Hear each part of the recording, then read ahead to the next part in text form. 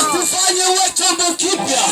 Mahali ulipo apate kufanya usikie sauti ya Mungu. Mahali ulipo apate kufanya usikie maelekezo ya Mungu. Mahali ulipo simama apate kufanya usikie maelekezo yoyote. Huo utamaduni uliojiwekea hautakufanya usikie chochote kabisa. Haviwezi. Unao nafasi moja tu leo ya kukubali kutengenezwa tena. Ya kukubali kutengenezwa tena. Na kutengenezwa huku si kama vile utakavyo, hapana, bali kama Mungu atakavyo. Naye yuko hapa ili akutengeneze tena. Yuko hapa ili akutengeneze tena. Anatamani kukutengeneza kwa upya. Inawezekana umekaa katika dini yako kwa muda mrefu, lakini bado haujatengenezwa. Watu wengi tunajificha kwenye kivuli cha udini sana, lakini nataka nikupe maana ya dini leo, yamkini utapata kujua. Tunapozungumza kwa habari ya neno dini, tunaposema dini, watu wengi tunapoambia habari za wokovu wanasema mimi nina dini yangu. Lakini nataka nikupe maana ya dini ni nini. Dini ni neno la Kiarabu linalomaanisha njia. Dini ni neno la Kiarabu linalomaanisha njia. Na tunapozungumzia njia, manake ni inakupeleka mahali fulani. Ukisoma Misali 16:25 anasema iko njia ionekanayo ni njema machoni pa mtu, lakini mwisho wake ni upotevu. Yaani kwa lugha ya Kiarabu sasa tukachukua ile neno njia tukaweka dini. Manake iko dini ionekanayo ni sawa machoni pa mtu, lakini mwisho wake ni upotevu. Yesu katika Injili ya Yohana anajitambulisha, anasema mimi ndimi njia, kweli na uzima. Mtu haji kwa Baba isipokuwa kwa njia ya mimi. Yaani kwa lugha nyingine, kwa lugha nyepesi ni kwamba yeye ndiye dini ya kweli na uzima. Mtu haji kwa Baba asipokuwa na Yesu. Leo hii Yesu yuko hapa, anasema tazama nasimama mlangoni nabisha. Mtu akisikia sauti yangu, akiufungua mlango, nitaingia kwake, nitakaa pamoja naye. Yuko hapa anabisha kwako. Inawezekana maisha yako yameharibika, unasema hawezi tena. Sikiliza wewe, Mungu hana shida na watu wakamilifu hata siku moja. Alisema yeye mwenyewe katika Injili ya Mathayo, alisema daktari hana shida na watu walio wazima, hapana. Ana shida na watu walio wadhaifu. Na Mungu hana shida na watu walio wazima. Hana shida na watu wakamilifu, hapana. Ana shida na watu waliopinda. Ana shida na watu ambao jamii imewakatia tamaa. Ana shida na watu ambao familia imepoteza matumaini kwao. Hao ndio wanawataka. Paulo jamii ilimkatia tamaa. Kanisa lilimwogopa sana. Lakini tazama wakati wake ulipofika, Mungu alipomwokoa. Inawezekana watu wengi wamekukatia tamaa sana. Usiogope. Hizi ni habari njema. Mungu hajawahi kumkatia mtu tamaa, mpendwa. Aliyekukatia tamaa ni mke wako, ni mume wako, ni watoto wako, ni wazazi wako.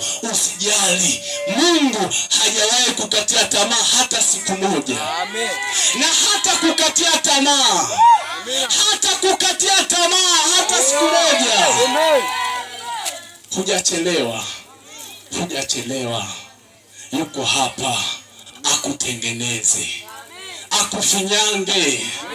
Akutengeneze. Akufinyange upya tena. Anakupenda huyu Mungu jamani. Bwana Yesu asifiwe sana. Ngoja nimalizie katika Ezekieli 28. Kitabu cha nabii Ezekieli sura 28. Tumwangalie mtu mmoja ambaye maandiko yanasema alikuwa ni mtu mmoja mzuri sana. Mtasoma Ezekieli 28 mstari wa 13.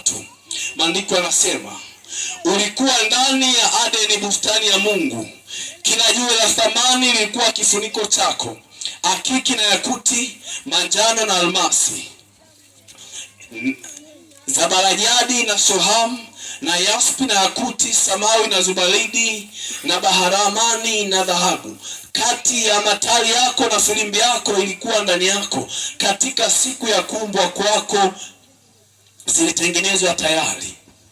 Wewe ulikuwa kerubi mwenye kutiwa mafuta afunikae, nami nalikuweka hata ukawa juu ya mlima mtakatifu wa Mungu.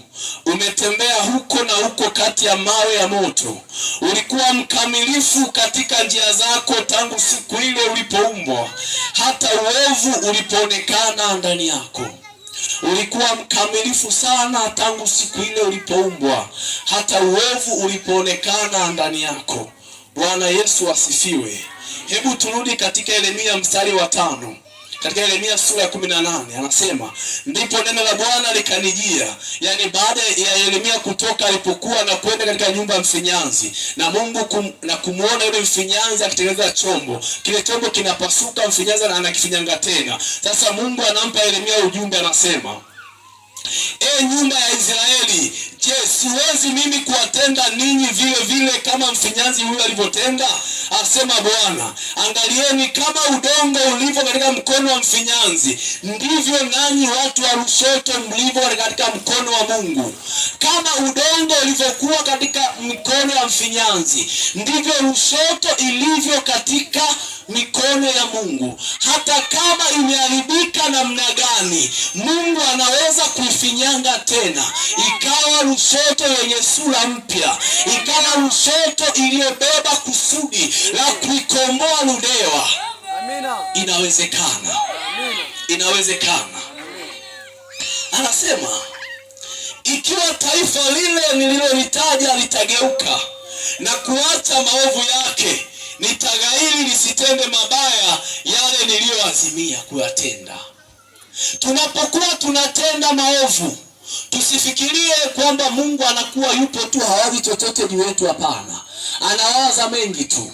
Lakini anasema kama leo baada ya kusikia sauti yake tutakubali kutii, tutaghairi, tutaacha kutenda mabaya yote tuliyokusudia kuyatenda, basi yeye Mungu ataghairi kutenda mabaya aliyokuwa amekusudia kuyatenda kwetu.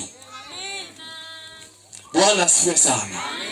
Ni zamu yetu sasa kumwambia Bwana, tunarudi kwako, tutengeneze utakavyo.